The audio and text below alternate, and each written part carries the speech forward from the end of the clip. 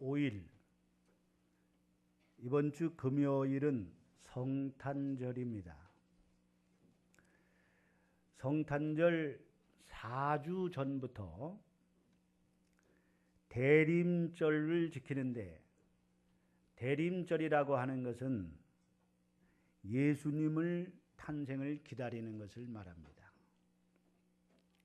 그래서 나는 오늘 성탄절 5일을 앞두고 오늘 이 본문을 중심으로 해서 성탄을 기다리는 사람들, 성탄을 기다리는 사람들, 우리 한번 따라 하실까요? 성탄을 기다리는 사람들,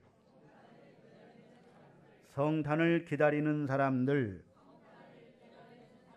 이런 제목으로 말씀을 드리면서 오늘 이 아침에 하나님께서 주시는 은혜를 받고자 합니다. 여러분은 누구를 애타게 기다려 보신 적이 있으십니까? 어떤 사람은 배우자가 나타나기를 기다리기도 하고, 감옥에 있는 사람들은 출소하는 날을 간절히 기다리기도 하고, 군인들은 제대할 날을 손꼽아 기다리기도 합니다. 어떤 문제를 가지고 기도하는 성도들은 기도 응답이 오기를 간절히 기다리고 있습니다. 직장이 없는 분들은 일자리가 나타나기를 기다리고, 몸이 약한 성도들은 건강이 나아지기를 기다리기도 합니다. 경제적으로 어려운 분들은 경제적 압박에서 벗어나기를 기다립니다. 하나님도 역시 세상 죄를 대속할 예수 그리스도를 보내시기 위해서 때가 찰 때까지 기다리셨습니다. 강철왕 카네기의 사무실에는 커다란 그림이 하나 걸려 있다고 합니다. 유명한 화가의 그림이거나 예술품으로 가치가 있는 것도 아니었습니다. 단지 썰물이 빠질 때에 함께 밀려나가 모래사장에 아무렇게나 던져져 있는 나룻배 한 척과 노가 그려진 아주 무척 어둡고 처량한 그런 느낌이 드는 그림이었습니다. 그런데 그 그림 밑에는 민물은 반드시 온다, 민물은 반드시 온다라는 글귀가 적혀 있었습니다. 한 사람이 그 그림의 사연을 물었습니다. 나는 젊었을 때에 이 집 저 집을 돌아다니며 물건을 파는 외판원이었습니다. 하루는 물건을 팔러 갔다가 어떤 노인의 집에서 이 그림을 보았습니다. 그림이 너무 인상적이었고 무엇보다 글귀가 감동적이었습니다. 시간이 지나고 그 그림과 글씨가 머릿속에서 떠나지를 않았습니다. 그래서 나는 노인을 다시 찾아가 정중히 부탁을 했고, 그분은 그 그림을 나에게 주셨습니다. 그림에 얽힌 사연을 말한 카네기는 그림을 다시 한번 쳐다보고 한마디 덧붙였습니다. 나는 이 그림을 언제나 잘 보이는 곳에 붙여 놓았습니다. 그리고 어려움이 밀려와 내게서 무언가를 휩쓸어 갈 때마다 그림을 보면서 내 자신에게 다짐하듯 말했습니다.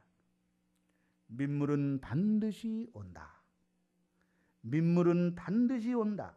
썰물처럼 모든 것이 한꺼번에 삶의 저편으로 밀려가 버릴 때 아무리 애쓰고 힘써도 나룻배를 다시 움직일 수 없을 때, 그때가 바로 하나님을 기대할 때입니다. 오늘 본문에 보면 일찍이 소망 중에 기다리는 사람이 나옵니다. 이들은 인류의 희망을 기다리는 사람입니다. 이들은 하나님의 약속을 기다리는 사람들입니다. 인류를 죄와 사망과 영벌, 멸망에서 구원해 주실 구원자를 기다리는 사람들입니다. 이들이 기다리는 분은 바로 메시아입니다. 곧 하나님의 아들 예수 그리스도입니다.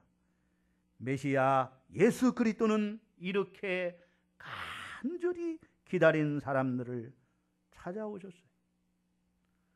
오늘도 주님은 간절히 찾고 기다리는 모습을 보고 싶어 하십니다. 주님을 만날 수 있는 사람들 역시 주님을 기다리는 사람들입니다. 오늘 우리가 어떤 자세로 주님을 기다려야 하는지를 보여주고 있습니다. 첫째로는 성탄을 기다리는 사람들은 외롭고 의롭고 경건해야 합니다. 따라합시다. 의롭고 경건해야 한다. 오늘 25절 말씀에 예루살렘에 시몬이라는 사람이 있었으니 이 사람은 의롭고 경건하여 그랬어요. 따라합시다. 의롭고 경건하여. 경건한 사람이라는 것은 하나님 앞에 예배를 중요시 여기고 하나님을 거룩한 두려움으로 섬기는 것을 말합니다. 참된 경건은 무엇이냐? 하나님을 섬기며 하나님께 예배하는 것을 참된 경건이라고 말할 수가 있는 것입니다. 의롭다는 것은 하나님의 말씀대로 살고자 하는 그러한 마음이라고 할 수가 있어요. 자, 하나님 말씀대로 살기가 어려운 시대이지만은 우리 그러잖아요. 아유, 목사님, 이 시대에서 어떻게 하나님 말씀대로만 살 수가 있겠어요? 그렇죠. 그러나 그래도 이 타락한 세상 속에서도 하나님 말씀을 붙들고 그래도 말씀대로 살려고 힘쓰는 이러한 삶의 자세가 의롭다 하지, 그렇게 생각이 돼요. 또한 의롭다라는 것은 예수님을 믿는 그 믿음으로 의롭다함을 받게 되는 거 하지 않겠어요? 그렇죠? 자, 예수님이 태어나실 때에 이제 마리아와 요셉이 고향원에 가서 베들레헴에 가서 호적하러 갔는데 이제 임신을 한 상태잖아요. 그렇죠? 아기 예수를 뵌 상태예요. 이제 만산이 된 거예요. 태어날 날이 다가오는데 이 베들레헴에 호적하러 갔는데 빈 방이 없는 거예요. 빈 방이. 예수님이 태어날 빈 방이 없어가지고 그래서 그 양들을 가두는 우리에 구유에 거기에서 예수님이 강보에 쌓여서 태어나게 돼요. 즉 빈 방이 없어서 예수님이 우리가 마구간에서 태어났다 그러잖아요. 그렇죠? 짐승들이 사는 곳에서 태어났다. 네? 왜? 사람들이 너무 많아가지고요. 빈 방이 없는 거예요. 우리가 성탄절만 되면은요, 요새 호텔이나 모텔이나 방이 없대요. 네? 그냥 방이 없어가지고 방에 들어가는 것도 힘들대. 뭐 하는지는 몰라도 말이에요. 그런데 말입니다. 예수님이 태어날 때도 빈 방이 없어가지고 예수님이 마구간에서 태어났다. 오늘 여러분, 우리가 정말 우리 안에 있는 우리가 더러운 심령, 이 죄악을 갖고 있으면, 교만한 마음과 강팍한 마음과 이 죄악이 세상 것으로 가득 차 있으면 우리 거룩하신 주님이 우리 안에 거하실 수가 없어요. 성탄절을 기다리는 저와 여러분들은 참으로 우리의 교만한 마음을 다 내려놓으시고 내 마음에 있는 교만을 뽑아내시고 강팍한 마음을 뽑아내시고 또한 세상적인 세속적인 것도 뽑아내시고 죄악도 십자가 앞에 나가 우리의 죄를 회개함으로 무거운 짐, 더러운 것들을 다 내려놓으셔서 내 심령이, 내 이 마음의 빈방이 정말 주님 오시기에 거룩하신 주님이 오시기에 합당한 깨끗한 방으로 준비하는 은혜가 있기를 주의 이름으로 축원합니다. 이것이 의롭다 하는 거예요. 예? 의로움과 경건함에 바로 준비를 하는 사람이에요. 주님의 성탄을 이렇게 기다려야 된다는 거예요. 아멘. 두 번째는 성탄을 기다리는 사람은 그의 위로를 기대해야 합니다. 따라합시다. 그의 위로를 기다려야 한다. 25절에 보면 이스라엘의 위로를 기다리는 자라 했어요. 주님의 은혜를 기다리는 것이죠. 은혜를 사모하고 은혜를 기다리는 것입니다. 예배는 주님을 만나는 시간이에요. 주님의 위로를 받는 시간이에요. 주님의 위로를 기대하고 기다려야 돼요. 시몬은 그토록 메시아가 오기를 간절히 기다린 이유가 무엇입니까? 메시아 오심이 이스라엘의 위로가 되기 때문입니다. 당시 로마 제국에, 이스라엘은 로마 제국에 핍박을 받고 고난을 당하고 있었습니다. 정치적으로, 경제적으로 여러 여건이 매우 열악한 상태에 처해 있었어요. 백성이 정말 이 세상 살아가기가 너무 힘들어 있었어요. 그래서 이스라엘은 메시아가 오시는 것을 삶의 목표로 생각하고 최고의 소망으로 여기고 있었습니다. 메시아가 오시면 이스라엘을 회복시키시고 모든 압제 아래서 고통당하고 있는 사람들을 건져내시고 구원해 주실 것을 기다렸어요. 그런데 오늘 시몬도 그러한 메시아의 위로를 기다리는 소망 속에 살았습니다. 고린도후서 1장 3절에 보면 찬송하리로다 그는 우리 주 예수 그리스도의 하나님이시요 자비의 아버지시요 모든 위로의 하나님이시며. 할렐루야. 따라합시다. 모든 위로의 하나님이시며 모든 위로의 하나님. 나의 모든 슬픔과 나의 모든 아픔과 나의 모든 고통을 아시는 우리 주 하나님. 그러므로 염려할 것이 없어요. 걱정할 것이 없어요. 계시록 21장 4절에 보면 모든 눈물을 그 눈에서 닦아주시니 그랬어요.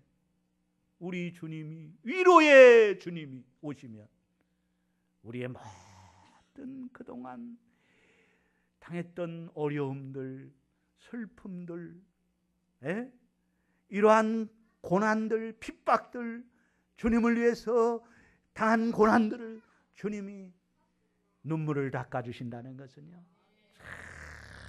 위로해 주신다는 거예요. 순식간에 그 모든 슬픔과 고통이 사라지는 거예요. 아멘. 따라합시다. 모든 위로의 하나님.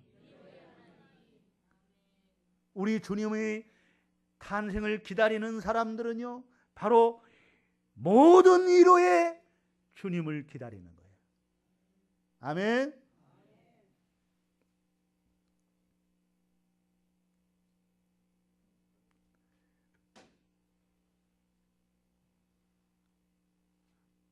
우리 하나님은 위로의 하나님이십니다.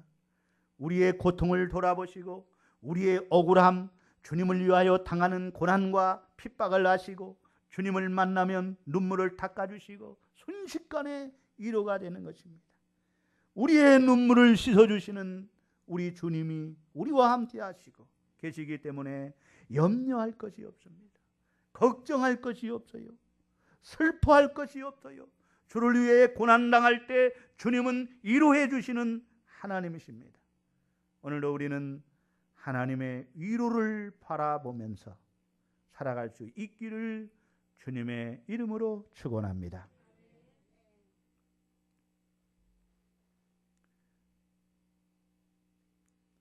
세 번째는 성탄을 기다리는 사람은 성령에 붙잡혀야 합니다. 따라합시다. 성령에 붙잡혀야 된다.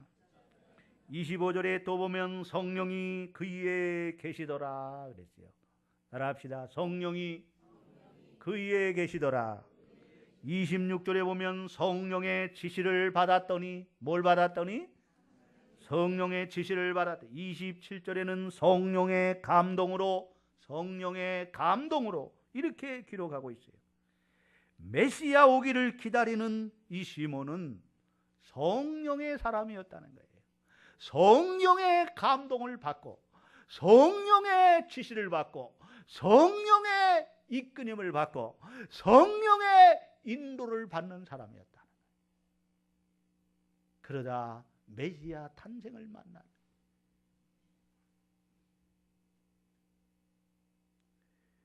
성령님께서 시몬이 예수님을 기다리도록 도와주셨습니다.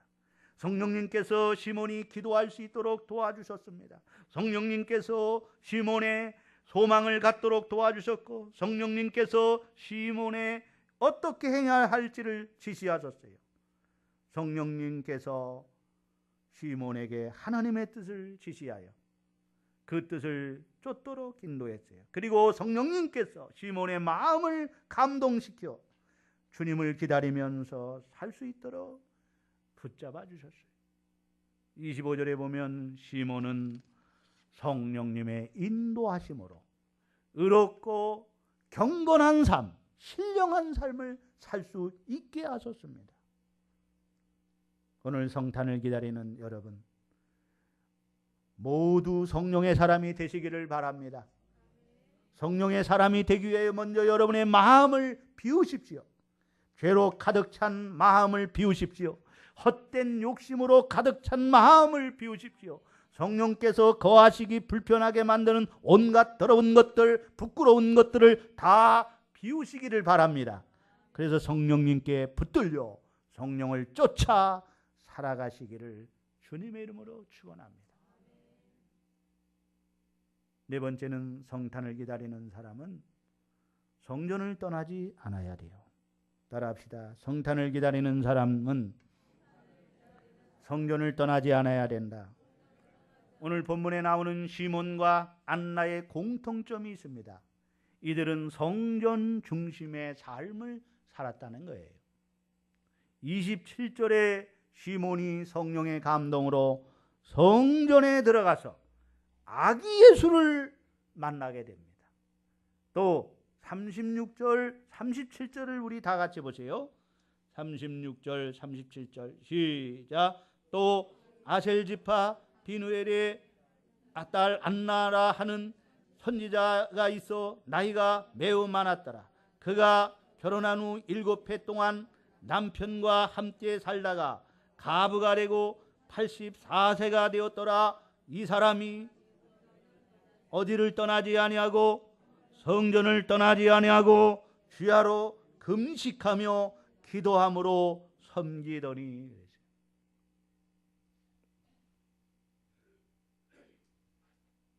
여러분, 안나는 성전을 떠나지 아니하고 금식하며 하나님을 섬겼습니다. 결혼해서 7년 동안 살았지만 남편이 죽고요. 가부가 됐어요. 그리고 그가 성전을 떠나지 아니하고 84년 동안 성전에서 성전을 떠나지 아니하고 하나님을 섬기며 그가 금식 기도하며 그렇게 하나님을 섬길 때 예수님의 탄생을 먼저 보는 축복을 받게 된 것입니다. 여러분, 성전은 어떤 곳입니까? 성전은 성삼위 하나님이 거하시는 거룩한 전입니다. 성전은 하나님을 만나는 그런 지정된 곳입니다. 성전은 하나님과 교제하는 것입니다. 성전은 하나님께 예배하는 처소입니다. 성전은 하나님의 역사가 진행되고 있는 것입니다. 성전은 하나님의 일이 계획되고 추진되는 것입니다. 시몬이 성전에 들어간 것은 하나님을 사모하며 뵙고자 하는 그러한 열정이었습니다. 하나님을 사모하고 뵙고자 하는 열정으로 성전에 나와야 할 줄로 믿습니다. 성탄절에 성전에 나와서 예배를 드릴 때에 주님을 만나는 은혜가 함께할 줄로 믿습니다.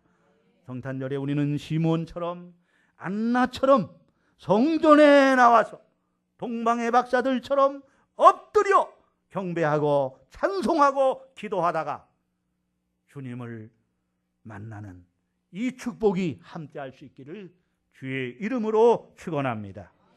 다섯 번째로 성탄을 기다리는 사람들은 말씀을 붙들고 기다려야 돼요. 따라합시다. 말씀을 붙들고 기다려야 된다. 즉 약속을 믿고 기다려야 돼요. 뭘 믿고? 하나님의 말씀은 약속의 말씀이에요. 구약은 옛 언약이라고 그래요. 옛 약속. 하나님께서 선지자들을 통해서 메시아가 오실 것을 약속했잖아요. 특별히 이사야 선지자 같은 경우에는요, 마리아의 몸에서 성령으로 잉태하여 예수가 메시아가 오실 것을 예언한 대로 그대로 지금 오늘 마리아가 그 선지자의 약속의 말씀을 붙들고 그 말씀을 믿고 기다리는 거예요.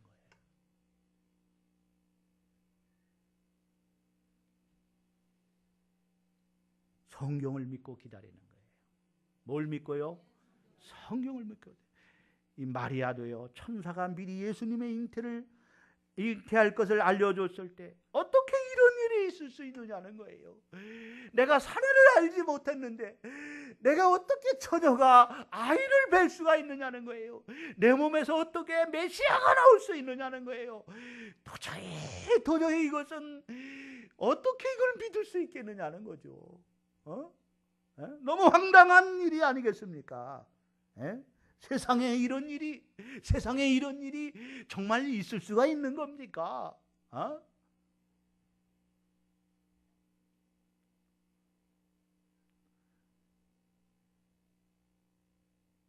그러나 하나님의 말씀은 능치 못하심이 없는 말씀으로 믿고 비천한 계집종이 오니 말씀대로 이루어지이다 이렇게 고백을 하면서 메시아 탄생을 기다리다가 메시아 탄생을 만나게 되는 거예요. 아멘. 마지막으로 성탄절을 기다리는 사람들은 준비하며 기다려야 돼요. 따라합시다. 성탄을 기다리는 사람들은 준비하며 기다려야 된다. 어떻게? 준비하며. 손 놓고 기다리는 게 아니에요. 얼 빠져가지고 말이에요. 모든 거 다 놓고 기다리는 게 아니에요. 여러분, 초림 예수를 기다릴 때도 우리가 준비하며 기다려야 했어요. 일단은 기다린 사람들이 초림 예수를 만났어요. 예수 탄생을 그렇게 기다리는 사람들은 그렇게 만났어요. 이제 그분은 우리를 위해서 십자가에 죽으시고 부활하시고 승천하셨어요. 다시 오시겠다고 약속하셨어요. 이 다시 오실 재림 예수를 기다리는 오늘 저와 여러분. 재림 마라나타 아멘 주 예수여 어서 오시옵소서 오늘도 기다리는 오늘 저와 여러분들은 손 놓고 기다리는 게 아니에요. 준비하며 기다려야. 슬기로운 다섯 처녀가 등과 기름을 준비하고 기다렸듯이 오늘 미련한 다섯 처녀는 등만 준비했잖아요. 기름을 준비하지 않잖아요. 신랑이 더디움으로 기름이 떨어져 등불이 꺼져가니 그때 기름 준비하러 갔다가 신랑이 그때 와서 그 혼인잔치에 참여하지 못하지 않아요. 신랑을 맞이하지 못해요. 오늘 여러분 우리들은 늘 우리가 다시 오실 예수님을 기다리는데 어떻게 기다려야 돼요? 등과 기름을 준비하며 기다려야 될 줄로 믿습니다. 아멘.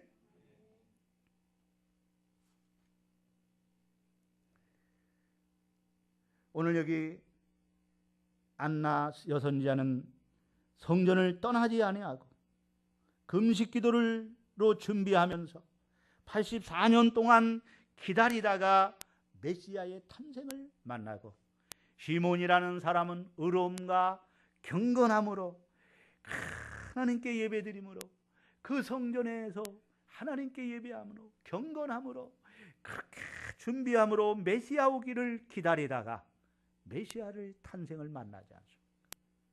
예? 오늘 이 본문에 보면, 오늘에 보면, 여기 이 마태복음에 보면은요, 동방의 박사들, 마태복음 2장에 보면 동방의 박사들은 황금과 유향과 몰약을 예물로 준비하고 메시아 오기를 기다렸어요. 그들은 성경을 연구하며 그리고 별을 연구하다가 메시아 이상한 별이 나타나서 도대체 이 별이 무엇인가, 이것을 연구하다가 메시아 탄생을 만나게 됐어요. 오늘 우리는 준비하며 기다려야 돼요. 마태복음 2장 11절에 보면 집에 들어가 아기와 그의 어머니 마리아가 함께 있는 것을 보고 엎드려 아기께 경배하고 보배합을 열어 황금과 유향과 몰약을 예물로 드리니라 그랬어요. 오늘 여러분, 황금은 부를 상징하는 것으로 왕에게 드리는 예물이라고 합니다. 만왕의 왕이신 예수님께 황금을 드리는 것은 합당한 예물입니다. 예수님은 만왕의 왕이십니다. 따라합시다. 예수님은 만왕의 왕이십니다. 유향을 드렸어요. 이 유향은 아라비아 지방의 간목에서 채취한 향기로운 송진으로서 제사를 지낼 때 사용하는 것이에요. 영원한 대제사장이신 예수님께 합당한 예물이에요. 따라합시다. 예수님은 그리스도시다. 그분은 기름 부음 받은 자 대제사장으로 우리의 모든 죄를 대속하는 그러한 분이라는 것이죠. 그 다음에 세 번째는 모략을 드렸어요. 이 모략은 시체를 염할 때 사용하는 방부제로서 매우 귀한 신분을 가진 사람이 죽을 때에만 그 시체에 바르는 고가의 값비싼 그러한 물품입니다. 예수님은 하나님의 백성들의 죄를 대속하기 위하여 십자가에 못 박혀 죽으셨습니다. 그러므로 모략은 예수님의 순환과 죽음을 미리 준비하는 예물로서 매우 합당한 예물인 줄로 믿습니다. 이 동방의 박사들이 알고 드렸는지 모르고 드렸는지는 잘 모르겠지만 분명한 사실은 황금과 유향과 모략을 아기 예수님의 탄생을 맞아서 그 예수님께 드렸다는 것은 하나님의 섭리가 있어서 이 세 가지 예물을 준비하게 된 것이라고 생각이 돼요. 아멘. 예수님은 만왕의 왕이시오. 그리스도 메시아 우리 구원자요, 우리의 죄를 위하여 십자가에 죽으심으로 우리를 죄에서 구원하실 분임을 예물로 태어나면서 드린 것입니다. 마치 베드로가 주는 그리스도시요 살아계신 하나님의 아들이로소이다라는 이 신앙 고백이 담겨진 예물이라는 것이죠. 아멘. 예물에는 마음이 담겨져 있는 거예요. 예물에는 뭐가 담겨져 있다고요? 마음이 담겨져 있는 거예요. 선물에는 마음이 담겨져 있어야 되는 거예요.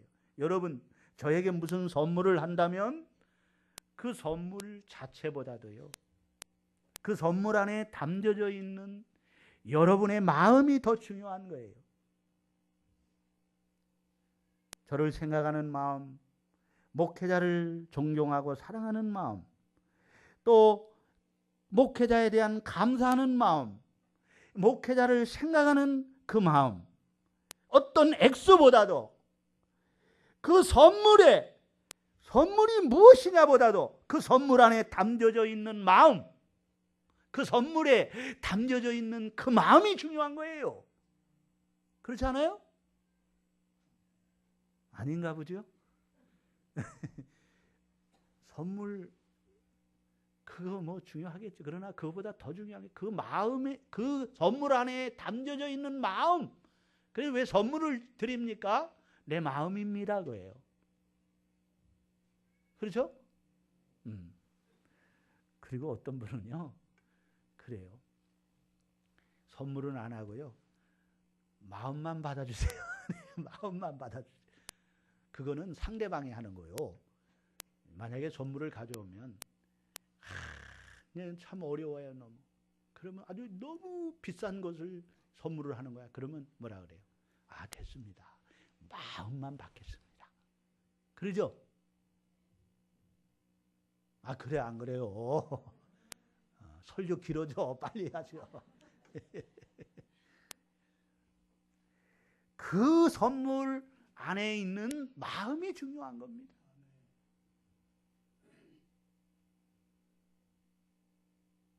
마찬가지예요, 여러분. 여러분이 하나님께 우리가 예물을 드리는 것은요, 그 예물 안에 담겨져 있는 우리의 마음이에요. 아멘? 그 예물 안에 담겨져 있는 우리 마음이에요. 우리의 사랑입니다. 우리의 믿음입니다. 우리의 신앙 고백입니다. 하나님의 은혜에 감사하는 마음이 그것에 담겨져 있고 우리의 신앙 고백이 그것에 담겨져 있는 거예요. 그래서 헌금은요, 우리의 신앙의 고백이 담겨져 있어야 돼요. 따라합시다. 헌금 안에 우리의 마음이, 우리의 신앙 고백이, 우리의 사랑이, 우리의 믿음이 거기에 담겨져 있어요. 그렇죠? 형식적인 예물은요, 하나님 받으시는 게 아니에요. 물질이 많으냐 적으냐 이게 문제가 아니에요. 그 마음, 그곳에 내가 이것을 하나님께 드릴 때에 거기에 어떤 마음이 담겨져 있느냐 이게 중요한 거예요. 하나님은요 외모를 보시지 아니하시고 우리의 중심을 보시느라 그랬어요. 중심을. 따라합시다. 우리의 중심을 보시는 하나님. 여러분, 우리 동방의 박사들이 황금과 유향과 모략을 예물로 아기 예수님께 드렸잖아요. 그렇죠? 이 선물 안에 담겨져 있는 그들의 마음, 믿음.